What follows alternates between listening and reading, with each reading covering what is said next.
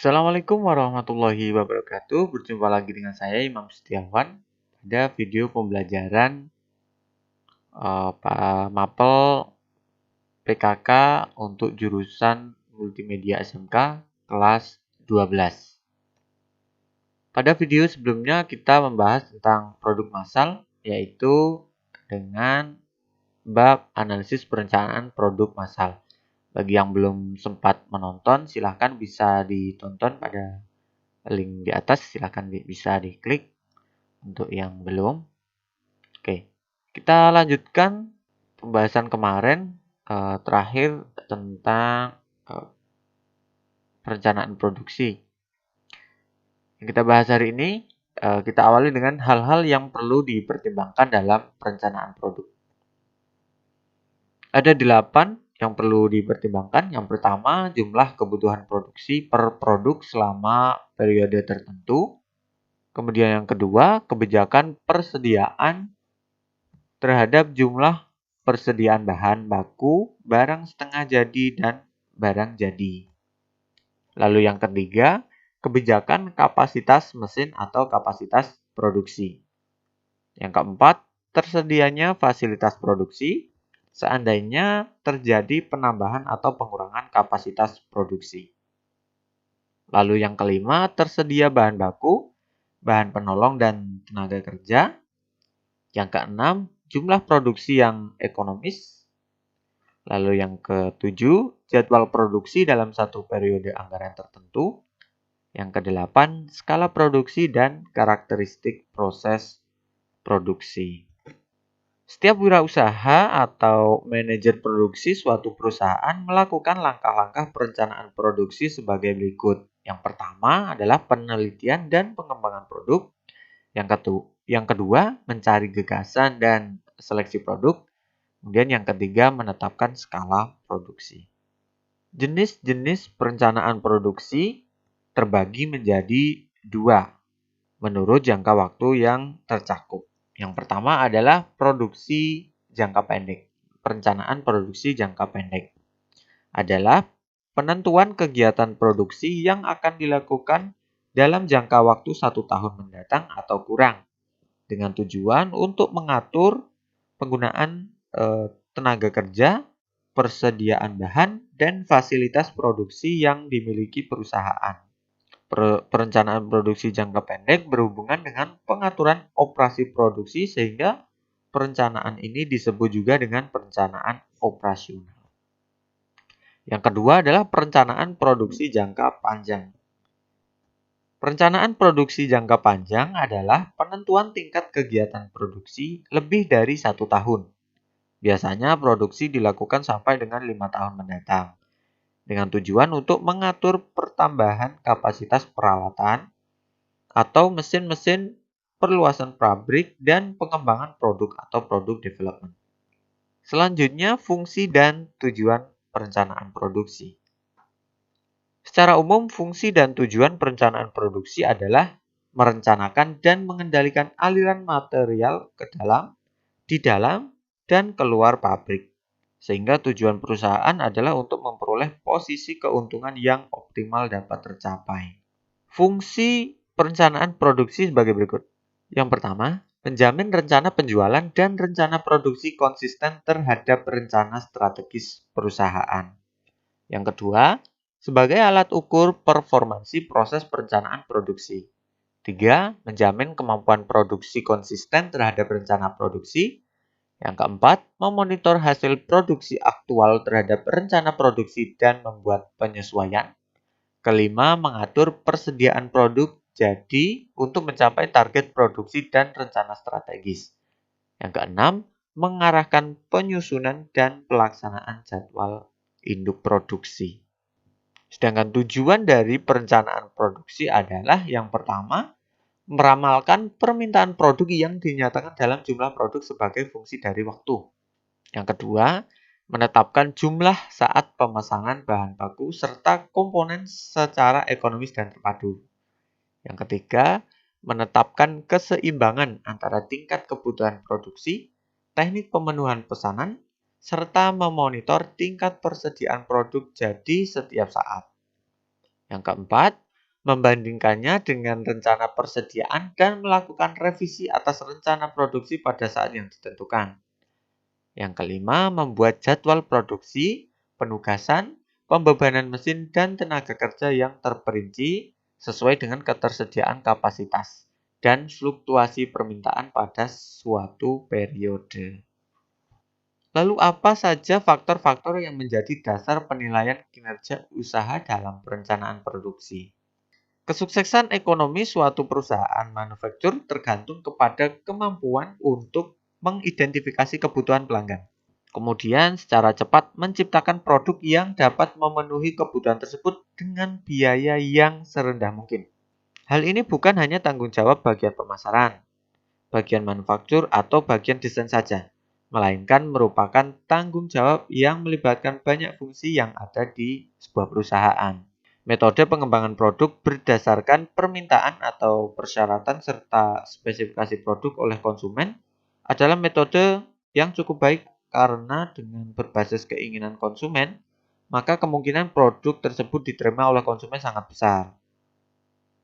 Dari sudut pandang investor pada perusahaan yang berorientasi laba, usaha pengembangan produk dikatakan sukses jika produk tersebut dapat diproduksi dan dijual dengan menghasilkan laba. Namun laba seringkali sulit untuk dinilai secara cepat dan langsung. Nah, terdapat faktor-faktor yang berhubungan dengan laba dan biasanya digunakan untuk menilai kinerja usaha pengembangan produk, antara lain. 1. Biaya produk. Biaya untuk modal peralatan, alat bantu, serta biaya produksi setiap unit disebut biaya manufaktur dari produk. Biaya produk menentukan berapa besar laba yang dihasilkan oleh perusahaan pada volume penjualan dan harga penjualan tertentu. Yang kedua, kualitas produk. Kualitas produk dinilai dari seberapa baik produk yang dihasilkan dari upaya pengembangan dan dapat memuaskan kebutuhan pelanggan. Kualitas produk pada akhirnya akan mempengaruhi pangsa pasar dan menentukan harga yang ingin dibayar oleh pelanggan. Yang ketiga adalah biaya pengembangan. Biaya pengembangan biasanya merupakan salah satu komponen penting dari investasi yang dibutuhkan untuk mencapai profit. Yang keempat, waktu pengembangan produk. Waktu pengembangan akan menentukan kemampuan perusahaan dalam berkompetisi, menunjukkan daya tanggap perusahaan terhadap perubahan teknologi, dan pada akhirnya akan menentukan kecepatan perusahaan untuk menerima pengembalian ekonomis dari usaha yang dilakukan tim pengembangan. Yang terakhir, yang kelima, kapabilitas pengembangan. Kapabilitas pengembangan merupakan aset yang dapat digunakan oleh perusahaan untuk mengembangkan produk dengan lebih efektif dan ekonomis di masa yang akan datang. Perancangan dan pembuatan suatu produk baru maupun yang sudah ada merupakan bagian dari semua kegiatan teknik yang telah ada. Kegiatan ini didapat dari persepsi tentang kebutuhan manusia, kemudian disusul oleh penciptaan suatu konsep produk, perancangan produk, pengembangan dan penyempurnaan produk, dan diakhiri dengan pembuatan dan pendistribusian produk tersebut. Nah, itu tadi materi tentang perencanaan produksi. Kita beralih ke subbab yang kedua, yaitu manajemen sistem dan siklus produksi. Pada subbab ini, topik bahasanya adalah yang pertama manajemen produksi, yang kedua sistem produksi, yang ketiga penggunaan sumber daya untuk produksi, dan yang keempat siklus produksi. Oke, langsung saja. Manajemen produksi adalah sebuah penataan dari proses pengubahan bahan mentah menjadi suatu produk atau jasa yang memiliki nilai jual. Manajemen produksi merupakan suatu proses berkesinambungan dan efektif dalam menggunakan fungsi-fungsi manajemen untuk mengintegrasikan berbagai sumber daya secara efisien dalam rangka mencapai tujuan. Untuk mengatur produksi perlu adanya keputusan yang ada hubungannya dengan usaha mencapai tujuan, sehingga barang dan jasa yang dihasilkan sesuai dengan yang sudah direncanakan. Tujuan manajemen produksi adalah memproduksi atau mengatur produk dalam jumlah, kualitas, harga, waktu, dan tempat tertentu sesuai dengan kebutuhan konsumen. Nah, berikut pengertian manajemen produksi menurut para ahli. Yang pertama ada Sofyan As-Sauri. Menurut Sofyan As-Sauri, pengertian manajemen produksi adalah kegiatan untuk mengatur dan mengkoordinasikan penggunaan berbagai sumber daya manusia, sumber daya alat, sumber daya dana, dan bahan, secara efektif dan efisien untuk menciptakan dan menambah kegunaan sebuah barang atau jasa. Menurut Handoko, pengertian manajemen produksi dan operasional adalah berbagai usaha pengelolaan secara optimal. Penggunaan semua sumber daya atau faktor-faktor produksi, tenaga kerja, mesin-mesin, peralatan, bahan mentah, dan lain sebagainya di dalam proses transformasi bahan mentah dan tenaga kerja menjadi berbagai produk atau jasa. Menurut Irham Fahmi, pengertian manajemen produksi adalah sebuah ilmu manajemen yang membahas secara menyeluruh bagaimana pihak manajemen produksi perusahaan menggunakan ilmu dan seni yang dimiliki dengan mengarahkan dan mengatur orang-orang untuk mencapai hasil produksi yang diinginkan.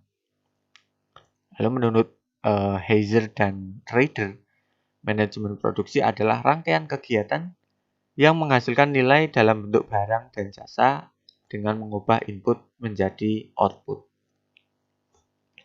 Fungsi manajemen produksi. Ada 4 fungsi manajemen produksi. Yang pertama, fungsi perencanaan.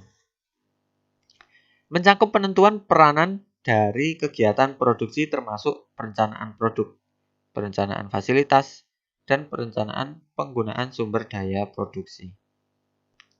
Yang kedua, fungsi pengorganisasian.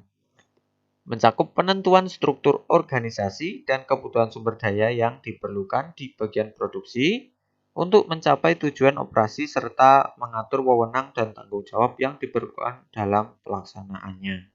Fungsi kontrol.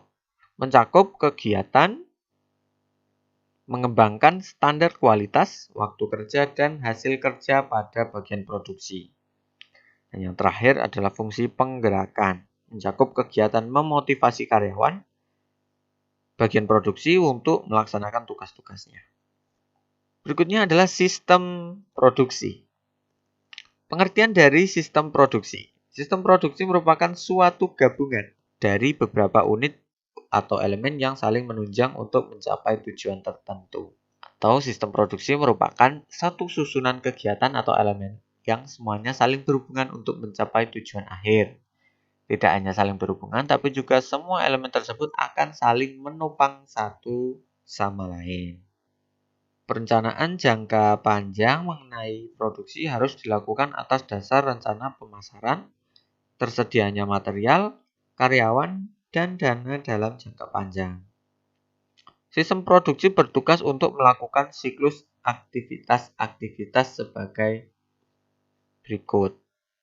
Yang pertama, merumuskan rencana jangka pendek dan kemudian melaksanakannya.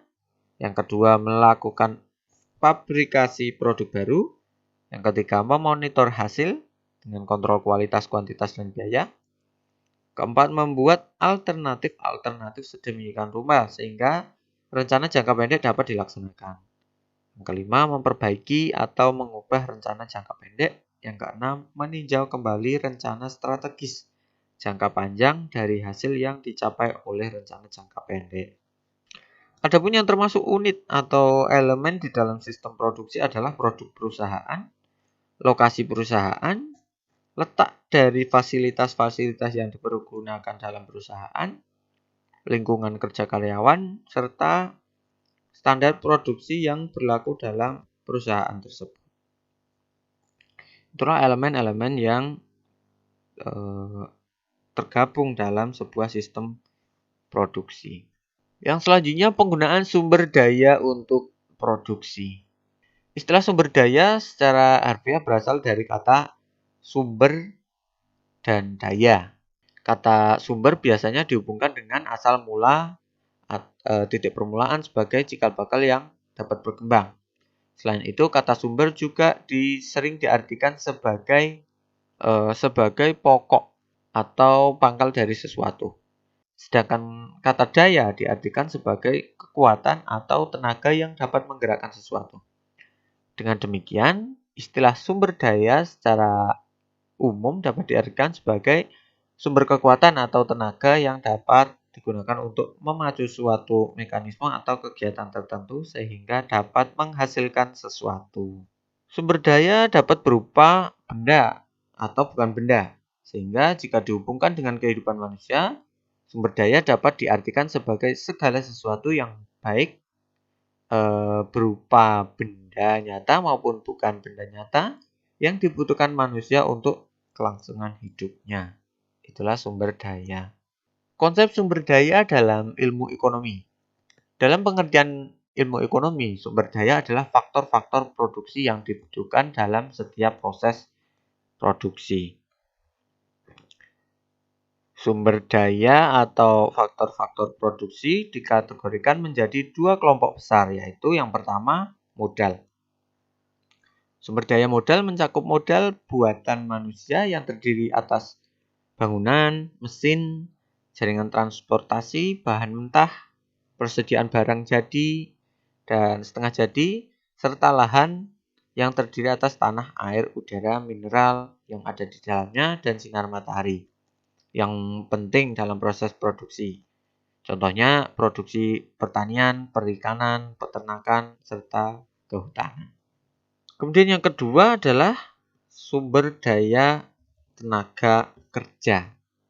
Sumber daya tenaga kerja mencakup jumlah tenaga kerja yang mampu bekerja dan kewirausahaan, yaitu sebagai kemampuan atau skill untuk mengorganisasikan faktor produksi lain beserta resiko yang ditanggungnya berupa keuntungan maupun kerugian. Penggunaan sumber daya untuk wirausaha. Sumber daya manusia dan alam bersama-sama dengan faktor modal dan teknologi menjadi pendorong pertumbuhan ekonomi.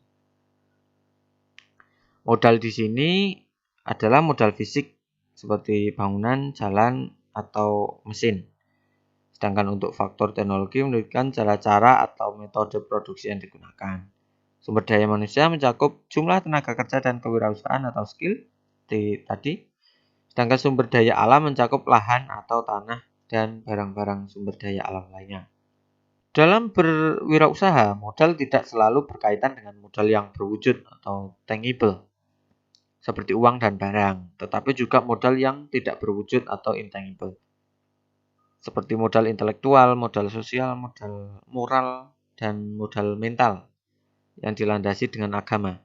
Secara garis besar, modal wirausaha dibagi ke dalam beberapa kelompok, yaitu yang pertama, modal intelektual. Diwujudkan dalam bentuk ide. Ide sebagai modal utama yang disertai pengetahuan, knowledge, lalu kemampuan atau capability, keterampilan atau skill, komitmen atau commitment, dan tanggung jawab atau responsibility sebagai modal tambahan. Ide merupakan modal utama yang akan membentuk modal lainnya. Dalam kewirausahaan, kompetensi inti atau core-nya adalah kreativitas dan inovasi dalam rangka menciptakan nilai tambah untuk meraih keunggulan dalam berfokus pada pengembangan pengetahuan dan keunikan. Keterampilan, pengetahuan, dan kemampuan merupakan kompetensi inti wirausaha untuk menciptakan daya saing khusus agar memiliki posisi tawar-menawar yang kuat dalam persaingan. Modal yang kedua adalah modal sosial dan moral. Diwujudkan dalam bentuk kejujuran dan kepercayaan sehingga dapat terbentuklah sebuah citra. Seorang wirausaha yang baik biasanya memiliki etika wirausaha. Etika yang dimiliki yaitu contohnya kejujuran, integritas, amanah, menepati janji, kesetiaan, suka membantu orang, menghormati, terus taat hukum, mengejar keunggulan, dan juga bertanggung jawab. Dalam konteks sosial dan ekonomi, kejujuran, integritas, dan ketepatan dalam menepati janji merupakan modal sosial yang dapat menumbuhkan kepercayaan. Modal yang ketiga adalah modal mental. Merupakan kesiapan mental berdasarkan landasan agama atau spiritual. Modal ini diwujudkan dalam bentuk keberanian dalam menghadapi resiko dan tantangan yang dilandaskan keimanan dan ketakwaan kepada Tuhan Yang Maha Esa. Yang terakhir, modal material. Merupakan modal dalam bentuk uang atau barang. Modal ini bukan merupakan modal utama karena modal material akan terbentuk apabila Anda telah memiliki jenis-jenis modal yang telah disebutkan di atas. Kemudian penggunaan sumber daya manusia atau tenaga kerja. Manajemen SDM merupakan proses pencapaian tujuan organisasi melalui pengorganisasian, penyusunan personalia, pengarahan, pengembangan SDM, dan pemberian kompensasi dari SDM yang ada dalam organisasi. Pengelolaan SDM ini bersifat unik karena berhubungan dengan manusia yang memiliki sifat berbeda-beda serta memiliki perasaan dan akal. Penggunaan sumber daya manusia pada penggunaan sumber daya manusia di sini terdapat 7 poin. Yang pertama, ruang lingkup manajemen SDM. Di antaranya merancang, mengorganisasikan pekerjaan, merencanakan, menarik, menyeleksi karyawan, kemudian menciptakan kondisi lingkungan yang kondusif bagi karyawan, lalu menjamin dan mempertahankan efektivitas semangat kerja karyawan. Itu masuk dalam ruang lingkup manajemen SDM. Yang kedua, kegiatan-kegiatan manajemen SDM. Kegiatan-kegiatannya contohnya satu, pengadaan sumber daya manusia, jadi rekrutmen. Yang kedua, pengembangan sumber daya manusia, bisa dengan training atau pelatihan. Lalu pemberian kompensasi bisa dengan penghargaan. Dan juga pengintegrasian sumber daya manusia dengan faktor-faktor lain. Poin yang ketiga, perencanaan SDM, yaitu proses menentukan kebutuhan organisasi SDM, menjamin organisasi memiliki jumlah dan kualitas karyawan sesuai yang dibutuhkan. Tahap-tahapnya, yang pertama, analisis pekerjaan. Jadi, apa-apa saja pekerjaan yang ada dalam sebuah perusahaan. Yang kedua, peramalan permintaan dan penawaran tenaga kerja. Yang ketiga, pencocokan permintaan dan penawaran tenaga kerja. Poin yang keempat adalah penarikan dan seleksi karyawan. Faktor-faktor mempengaruhi perencanaan sumber daya manusia antara lain sisi permintaan tenaga kerja dipengaruhi oleh perubahan lingkungan eksternal. Poin yang kelima, pelatihan dan pengembangan SDM. Seperti tadi masuk ke kegiatan manajemen SDM. Yang poin keenam, evaluasi kerja. Yang poin ketujuh, pemberian kompensasi dan penghargaan. Nah, itu tadi penggunaan sumber daya untuk produksi. Pembahasan selanjutnya adalah siklus proses produksi. Dalam proses produksi di dunia multimedia, selalu ada tiga proses, yaitu praproduksi, produksi, dan postproduksi. Cuma pada siklus proses produksi ini, saya akan membahas tentang produksi pada umumnya. Siklus proses produksi dimulai dari riset pasar. Untuk mengetahui kebutuhan konsumen, selanjutnya dari riset tersebut diperlukan perancangan produk dan perancangan proses. Sebenarnya di sini bukan pemasaran ya, lebih tepatnya ke riset pasar. Perancangan produk membawa konsekuensi terhadap kebutuhan material. Setelah perencanaan produk, akan muncul perencanaan proses. Dari perencanaan proses, dihasilkan metode kerja seperti apa, waktu standar, dan perbaikan produktivitas seperti apa. Dari perencanaan proses juga bisa ditentukan perencanaan produk yang akan diproduksi. Setelah kedua poin ini selesai, mulai dari metode kerja, waktu standar, kemudian perbaikan produktivitas, lalu perencanaan produk sudah jadi, maka masuk ke pengendalian persediaan. Di sini modal, kemudian mesin, dan lain-lain di monitoring agar cukup dalam proses produksi nantinya. Setelah perancangan metode kerja waktu standar, barulah masuk ke proses pembuatan. Perencanaan produk. Setelah perencanaan produk selesai, masuk ke proses pembuatan juga. Kemudian pengendalian persediaan. Pengendalian persediaan ini dilakukan oleh pemasok, masuk ke dalam penyimpanan dan pengiriman. Masuk penerimaan yang di sini terdapat pengendalian mulai dari kualitas, produksi, proses, serta peralatan. Setelah penyimpanan dan pengiriman ini menuju ke konsumen, maka kembali ke pasar. Nah, itulah siklus proses produksi pada umumnya. Nah, itu tadi pembahasan yang kedua setelah perencanaan produksi, yaitu manajemen produksi, sistem, dan siklus produksi.